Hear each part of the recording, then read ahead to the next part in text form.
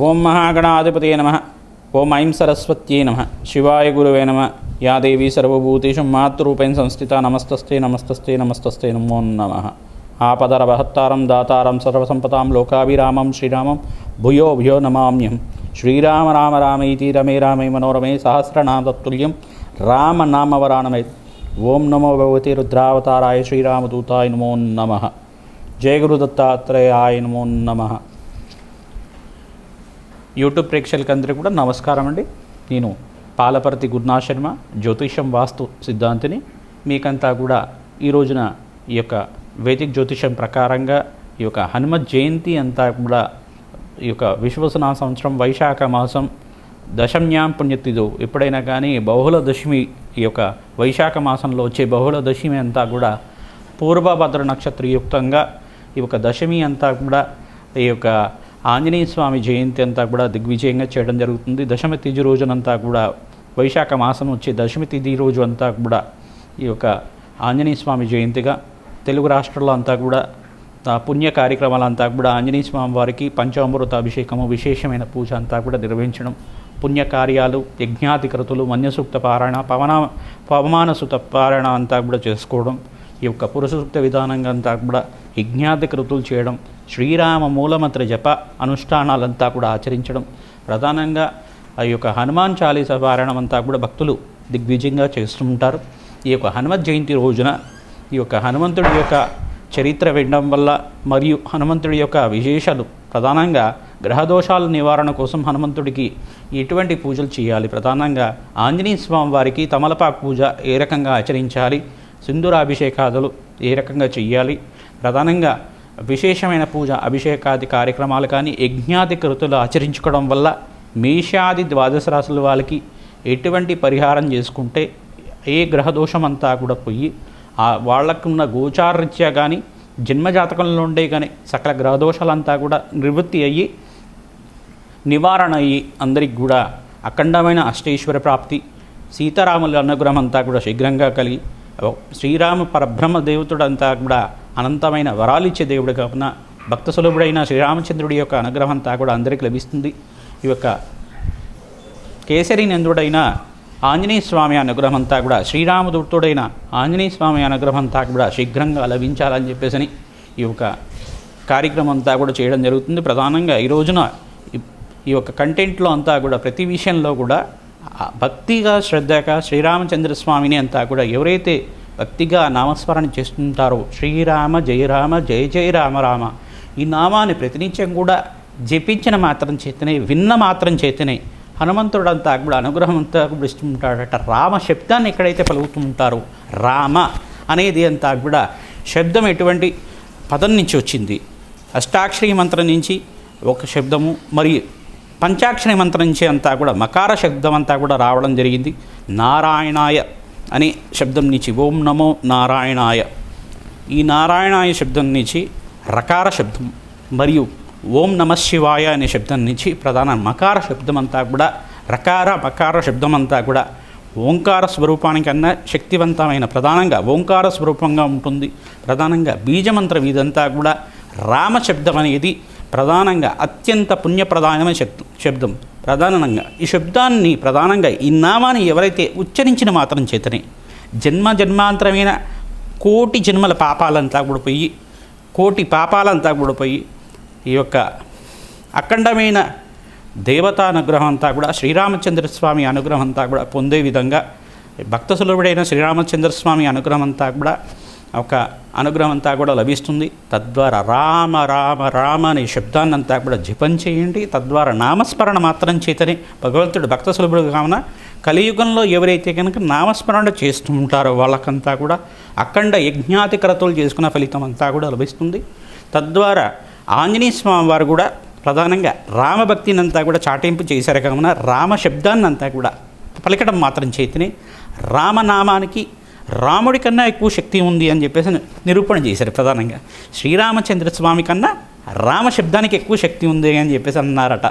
ప్రధానంగా రామ శబ్దాన్ని, అందుకే రామనామానికి ప్రధానంగా రాముడు శ్రీరామచంద్ర స్వామి ఒక అస్త్రాన్ని అంతా కూడా ఉపయోగించారు. ప్రధానంగా ఎవరైతే కనుక శ్రీరాముడి యొక్క అస్త్రం అంతా కూడా ఎవరైతే కనుక దైత్య దానాలంతా కూడా సంహారం చేసుకోవడానికి ఉపయోగిస్తారో, తద్వారా కుంభకర్ణ, రావణ సకల రాక్షసులంతా కూడా సంహారం చేస్తుందట శ్రీరాముడి యొక్క అస్త్రం అంతా కూడా. అటువంటి దివ్యమైన అస్త్రం అంతా కూడా ఈ యొక్క అగస్త్య మహాముని యుద్ధ సమయంలో కూడా శ్రీరామచంద్రస్వామికి ఇచ్చారట. అటువంటి దివ్యశక్తినంతా కూడా శ్రీరామచంద్రస్వామి యొక్క తపశక్తినంతా కూడా, జ్ఞానశక్తినంతా కూడా దాంట్లో నిక్షిప్తం చేసి ఈ యొక్క రావణ సంహారణార్థం అంతా కూడా ఉపయోగించడం జరిగింది.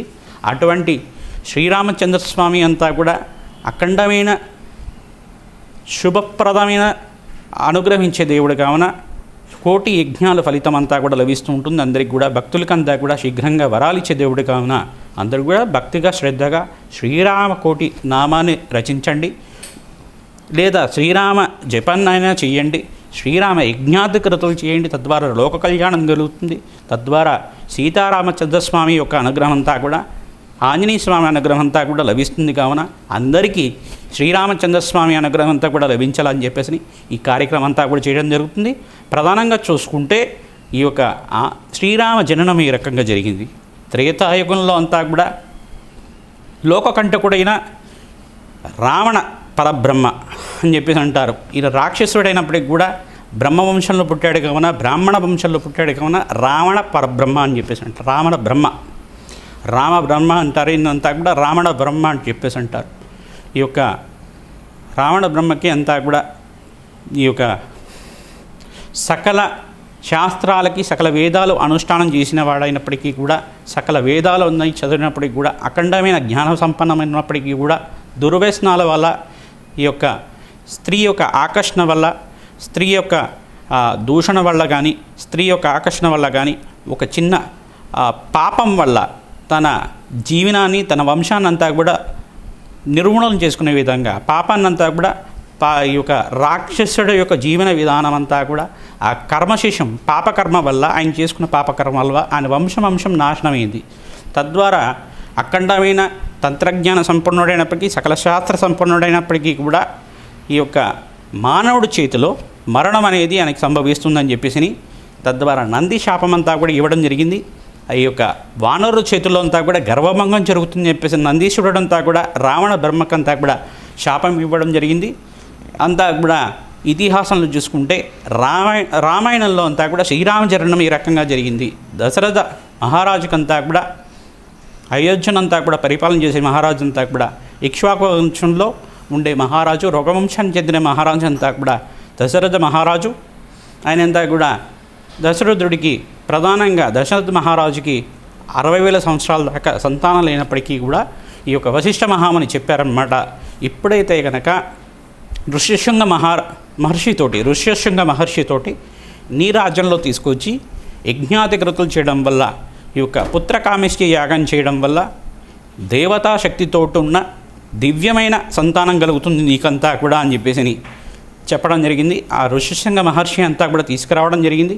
తన కుమార్తెనిచ్చి కళ్యాణం చేయడం వల్ల ఈ యొక్క ఋష్యశృంగ మహర్షి అంతా కూడా అయోధ్యకి రావడం, అక్కడంతా కూడా ఆ ఋష్యశృంగ మహర్షి ఆధ్వర్యంలో అంతా కూడా సప్త ఋషులు, వేద ఋషులంతా కూడా వచ్చి అక్కడ యాగం చేయడం, ఈ యొక్క అగ్ని పురుషుడంతా కూడా సాక్షాత్కరించి ఒక దివ్యమైన పాయసాన్ని అంతా కూడా ఇవ్వడం, తన భార్యలకంతా కూడా ఇచ్చారన్నమాట. ఇచ్చిన తర్వాత ఈ యొక్క సంతానం అంతా కూడా జరిగింది.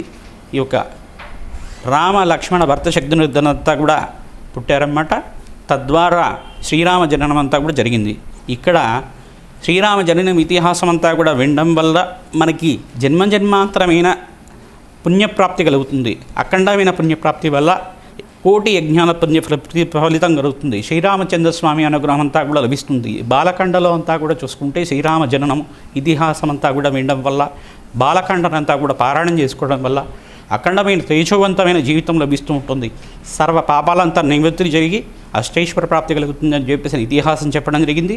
ప్రధానంగా ఆంజనేయ స్వామి చరిత్ర అంతా కూడా తీసుకుంటే, ఆంజనేయ స్వామి చరిత్ర అంతా కూడా రుద్రాంశగా శ్రీరాముడికి అంతా కూడా దేవతలంతా కూడా శక్తి ఇవ్వాలి, వీళ్ళు కూడా ఒక మానవ రూపం అంతా కూడా దాల్చాలని చెప్పేసి నంది శాపం అంతా కూడా జ్ఞప్తికి వచ్చింది.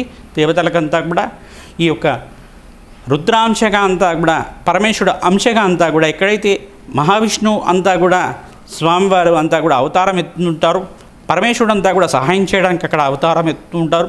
తద్వారా ప్రతి ఒక్క అవతారంలో అంతా కూడా ఈ యొక్క శివకేశవుల కలియిక అనేది ఉంటుంది. ప్రధానంగా చూసుకుంటే ఇక్కడంతా కూడా పరమేశ్వరుడు రుద్రాంశగా అంతా కూడా అంజనాదేవి ఒక శక్తికంతా కూడా ఈ యొక్క వాయుదేవుడి యొక్క సహాయార్థం అంతా కూడా తీసుకొని వాయుదేవుడికి అంతా కూడా తన శక్తినంతా కూడా ఇవ్వడం వల్ల వాయుదేవుడి కోసం తపస్సు చేస్తున్న ప్రధానంగా పరమేశ్వరుడి కోసం తపస్సు చేస్తున్న అంజనాదేవి గర్భంలో అంతా కూడా జనించడం, రుద్రవీర్య సంభూతుడైన వాయుదేవుడి కుమారుడైన ఆంజనేయ స్వామి ప్రధానంగా ఈ యొక్క రుద్రాంశగా జనించడం అనేది రుద్రావతార స్వరూపంగా ఉంటారు. ప్రధానంగా ఆంజనేయ స్వామి అంతా కూడా ఇటువంటి దివ్యమైన చరిత్రం వినడం వల్ల ప్రధానంగా కేశినేంద్రుడు పవనసుతుడు అంజనా గర్భ సంభూతుడైన అంజనాసుతుడైన ఆంజనేయ స్వామి చరిత్ర వినడం వల్ల పంచముఖ ఆత్ముడు ఈ యొక్క అఖండమైన తేజవంతమైన జీవితాన్ని జీవించిన వాడు రామభక్త పరాయణుడు రామభక్తుడైన ఆంజనేయ స్వామి చరిత్ర వినడం వల్ల సకల దోషాలంతా కూడా నివృత్తి జరిగి అఖండమైన అష్టేశ్వర ప్రాప్తి కలగడానికి ఆస్కారం ఉండేది. ఓం నమో భగవతే హనుమతే శ్రీరామదూతాయ నమః. ఈ నామాన్ని అందరూ జపం చేయండి. నామస్మరణ మాత్రం చేతనే సకల గ్రహదోషాల నివారణ అవుతుంది. శ్రీరామ జయ రామ జయ జయ రామ రామ నామాన్ని ప్రతినిత్యం కూడా చదవడం వల్ల శ్రీరామ శ్రీరామ శ్రీరామ అనే నామాన్ని జపించడం వల్ల అఖండమైన పుణ్యప్రాప్తి లభిస్తుంది. శ్రీరాముడి యొక్క అనుగ్రహం అంతా కూడా అందరికీ లభిస్తుంది. కావున ఈ యొక్క ఇతిహాసం అందరూ కూడా చెప్పడం జరిగింది. ఈ యొక్క మేషాది ద్వాదశ రాశుల వాళ్ళకి హనుమత్ జయంతి రోజున ఎటువంటి పరిహారాలు చేసుకోవాలి, ఎటువంటి పూజలు ఆచరించాలి, ఈ యొక్క దోష నివారణ అంతా కూడా ఏ రకంగా చేయాలని చెప్పేసి అని తెలుసుకుందాం. జయ గురు దత్తాత్రేయాయ నమః.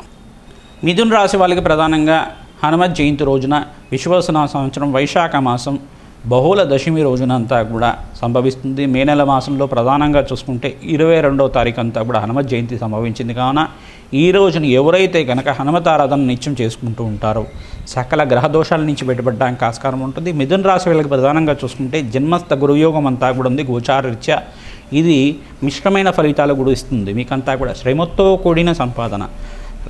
ఎక్కడైతే రాశిలో కనుక బృహస్పతి ఉంటే కనుక లక్ష దోషాలు పోగొడతాడని చెప్పేసి అని అంటారు. కానీ ఇక్కడ చూసుకుంటే బృహస్పతికి రాశికంతా కూడా అంత అనుకూలంగా ఉండరు. ఎప్పుడైనా కానీ మిశ్రమైన ఫలితాలు ఇవ్వడానికి ఆస్కారం ఉంటుంది. తద్వారా మీరంతా కూడా శ్రమతో కూడిన సంపాదన ఉంటుంది. కావున మీకు ప్రధానంగా చూసుకుంటే ఖర్చులు అనేది పెరుగుతాయి. కావున ప్రధానంగా ఆంజనేయ స్వామి వారికి మీరు నాగబల్లి దళించిన తమలపాకు పూజ ఒక 150 తమలపాకులతోటి కానీ 200 తమలపాకులతో కానీ స్వామివారికి అంతా కూడా విశేషమైన సహస్రనామార్చన అంతా కూడా చేసుకోవడం. తద్వారా ఎవరైతే కనుక సకల గ్రహదోషం నుంచి బయటపడడానికి ఆస్కారం ఉంటుంది. అప్పుల బాధల నుంచి బయటపడడానికి ఆస్కారం ఉంటుంది. కష్టాల నుంచి అకాల కష్టాల నుంచి కానీ రుణ బాధల నుంచి కానీ ఈ ప్రధానంగా చూసుకుంటే కోర్టు కేసుల నుంచి కానీ ఈ యొక్క శత్రుబాధలు శత్రుపీడ నరబాధల నుంచి బయటపడడానికి కానీ ఇటువంటి భయభ్రాంతుల నుంచి ప్రధానంగా శత్రు భయం నుంచి బయటపడడానికి కానీ ఆస్కారం ఉంటుంది. కావున మిథున రాశి వాళ్ళు ప్రధానంగా మీరంతా కూడా ఆంజనేయ స్వామివారి దేవాలయంలో అన్నదానం చేయడానికి ప్రయత్నం చేయండి. తద్వారా మంచి ఫలితాలు పొందుతారు. మన్యసూక్త విధానంగా పురుసూక్త విధానంగా శ్రీరామ మూలమంత్ర సహితంగా హనుమత్ మూలమంత్ర హోమాన్ని అంతా కూడా చేసుకునే దగ్గర మీరంతా కూడా యజ్ఞాతి కృతులు చేయండి.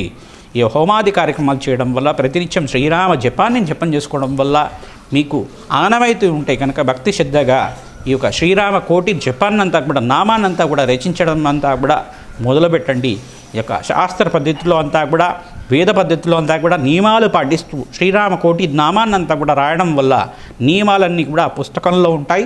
ప్రతినిత్యం కూడా శాకాహార భోజనం చేయడం, భూసయనం చేయడం, ఈ యొక్క ప్రతినిత్యం కూడా కోపం ఉద్రేకం అంతా లేకుండా ప్రశాంతమైన చిత్తంతో భగవంతుడి మీద నమ్మకంతో ఈ నామానంతా కూడా రచించిన వాళ్ళకి శ్రీరామ సాన్నిధ్యం అంతా కూడా వీస్తుంది. శ్రీరాముడికి అంతా కూడా ప్రధానంగా భక్తి శ్రద్ధలతోటి ఎవరైతే పూజ చేసుకుంటారో శ్రీరామచంద్రస్వామి అనుగ్రహం అంతా కూడా అందరికీ లభిస్తుంది. కావున యజ్ఞాతి కృతులు చేసుకుంటేనే దేవత అనుగ్రహం అంతా కూడా లభిస్తుంటుంది. అన్నదానం చేస్తేనే అందరికి కూడా పుణ్యప్రాప్తి లభిస్తుంది. కలియుగంలో అందరికి కూడా అన్నదానం చేసుకున్నంత ఫలితం ఎటువంటి ఫలితమైనా కానీ పుణ్యప్రాప్తి అన్నదానం చేసుకున్న పుణ్యంతో సమానంగా రాదన్నమాట. తద్వారా అన్నదానం చేస్తేనే సకల పాపాల నుంచి నివృత్తి అవుతుంది. తద్వారా మంచి ఫలితాలు రావడానికి ఆస్కారం ఉంటుంది. కావున ఈ యొక్క మేషాది ద్వాదశ రాశుల వాళ్ళు ఈ పరిహారం చేయండి. ప్రధానంగా చూసుకుంటే మిథున రాశి వాళ్ళంతా కూడా ఈ పరిహారం చేసుకోవడం వల్ల శ్రేయోదాయకంగా ఉంటుంది. జయ గురు దత్తాత్రేయ.